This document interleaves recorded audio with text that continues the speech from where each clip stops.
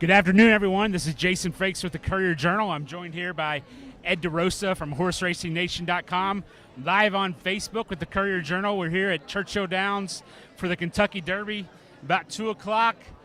Cloudy day, no precipitation, a little chilly out here, and it's kind of nice to be back to normal after a couple years of COVID. It sure is. Behind us is the line for selfies with the Aristides statue. I don't know earlier if you saw the line for the lobster roll, but it was robust. So the lines are back. More importantly, full strength at the track.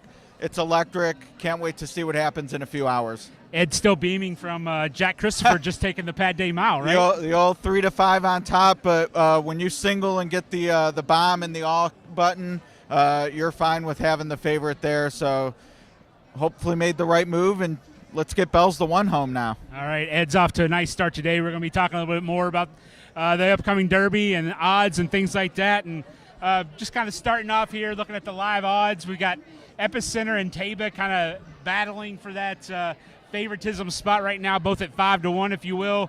Then you got the third choice Messier at 6 to 1.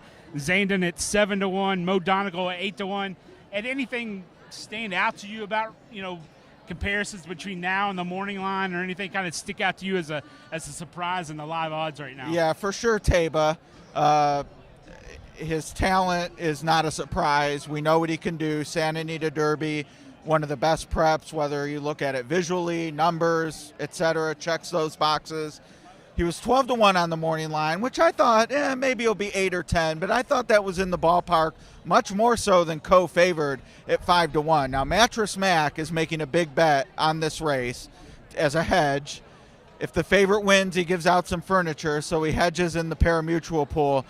I'm almost positive he's betting Epicenter.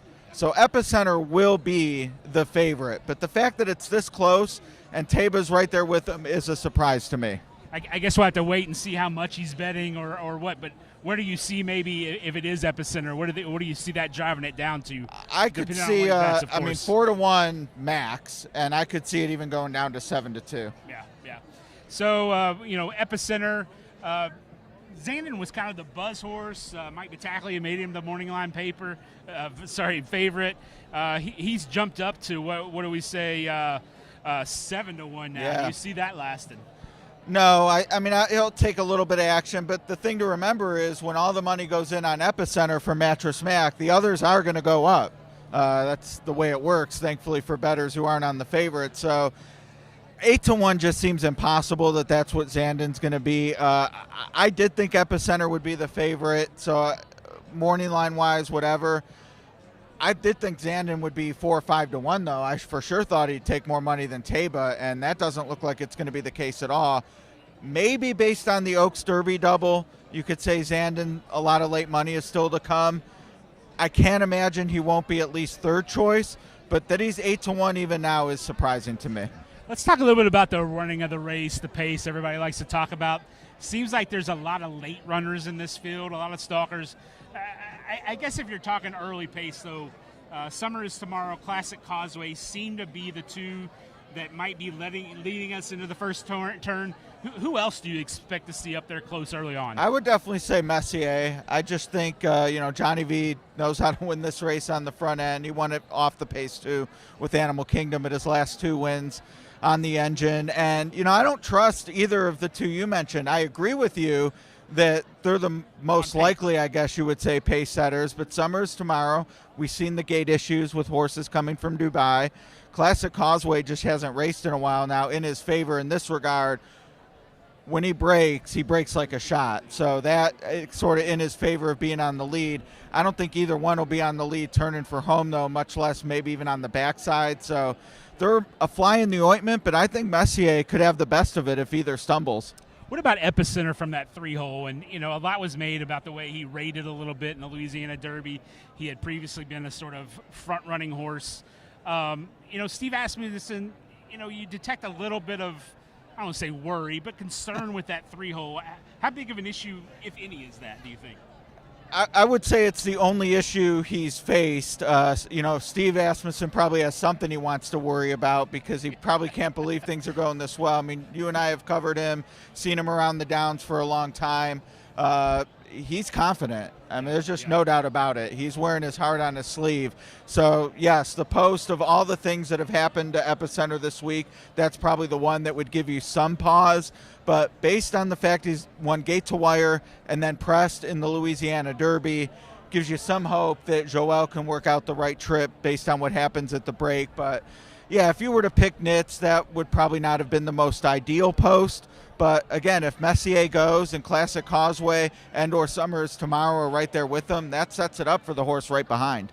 All right, I want to talk about 3 or 4 or 5 other horses to kind of get into here real quick. And don't forget this one. Yes, we'll definitely get to Tis the Bomb. I want to start with Mo Donegal.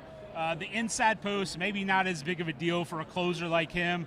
8-1 right now. How are we feeling about Mo Donegal? I was actually hoping that the post would scare some money away because I thought he was playable at a slightly higher price than his morning line. I think my fair odds that I've done throughout the week are 14-1. So certainly one of the contenders. At 8-1, though, I got to say, well, that's a little too much money. I'd rather look elsewhere. Like compared to Messier, who's what, 6? Yes. I'd much rather take 6 on Messier than 8 on Mo Donegal. But I have to think he's going to get the trip. We've talked about the speed already.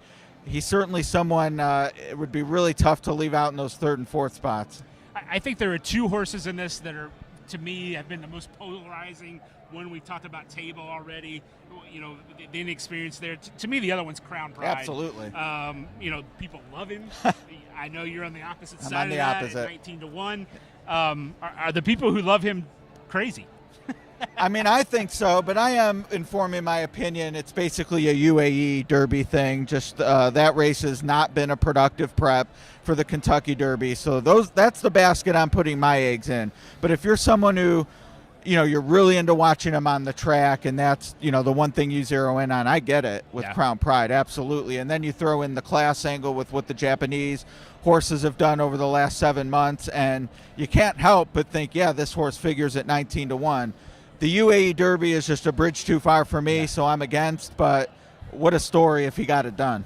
I think Zandon has been the buzz horse. I don't know if you can call the morning line favorite the buzz horse. I think if maybe there's another one. Maybe I'm wrong about it. I think Charge It is one of those guys, kind of I don't know if he's reached wise guy status yet, but maybe a little bit. A little. I would say after Secret Oath one, if we get to Cyberknife, we could talk more about him, but that kind of moved into wise guy territory with the Arkansas Derby form. Charge It, it's almost like he's, I think, wise guy-ish because no one else is talking about the other 2 horses in the Florida Derby. The favorite was Simplification to his 3rd. He's dead on the board to me. He's not taking any money.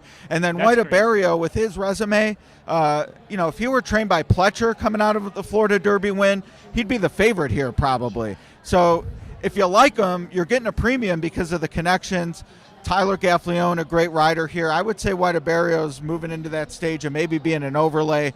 Charge It is very much like Taba, where everyone's saying, or at least I'm saying, and people who think like me, today's not the day, but this is a real racehorse. Yeah, to me, White Barrio has been the most under-talked about horse. Absolutely. And maybe it's I think he might have been the last one here. Especially relative to his resume. I mean, it's not like he's Happy Jack, and, you know, they've all earned their way in, don't get me wrong, but White Barrio is a 2-time prep winner in Florida, which is where some of the best 3-year-olds winter. So he is being overlooked, and, you know, I don't love him, admittedly, but it's kind of at that point where, crap, if he wins, you might be like, how did it pay this much? Right. Well, let's get to the horse you do love. Let's do. As noticed on your lapel, Tis the Bomb, 27-1 right now. Questions about the dirt? I know you.